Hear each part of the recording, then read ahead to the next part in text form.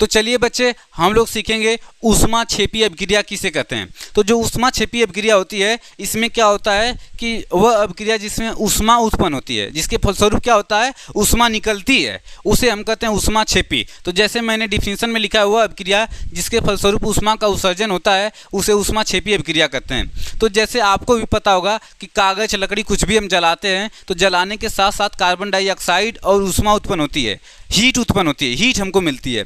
तो ये जितनी भी अभिक्रियाएं होती हैं जिनसे हमको हीट प्राप्त होती है, वह सब अभिक्रियाएं ऊष्माक्षेपी अभिक्रिया होती हैं। जैसे में देखिए मीथेन गैस है, मीथेन गैस को हम जलाते हैं तो हमको कार्बन डाइऑक्साइड, जल और ऊष्मा प्राप्त होता है। तो यह अभिक्रिया भी क्या है कि यह ऊष्माक्षेपी अभिक्रिया है। फिर दूसरा एग्जाम्पल है कार्बन। कार्बन मतलब कोयला को अगर हम जलाएंगे ऑक्सीजन की सहायता से तो हमको कार्बन डाइऑक्साइड और क्या, कार्बन डाइऑक्साइड मतलब धुआं, और क्या मिलेगा, ऊष्मा मिलेगी। तो यह भी कौन सी अभिक्रिया है, ऊष्माक्षेपी। तो चलिए हम लोग आगे चलते हैं। यहाँ पे देखिए श्वसन एक ऊष्माक्षेपी अभिक्रिया है। श्वसन मतलब जैसे ही हम श्वास को अंदर लेते हैं तो सांस अंदर लेते हैं तो ऑक्सीजन अंदर जाता है, और जब ऑक्सीजन अंदर जाता है तो यह हमारे शरीर में पहले से जो भी भोज्य पदार्थ हम खाते पीते हैं उनमें कार्बोहाइड्रेट वगैरह पाया जाता है, और कार्बोहाइड्रेट टूट के ग्लूकोज के रूप में सुरक्षित रहता है।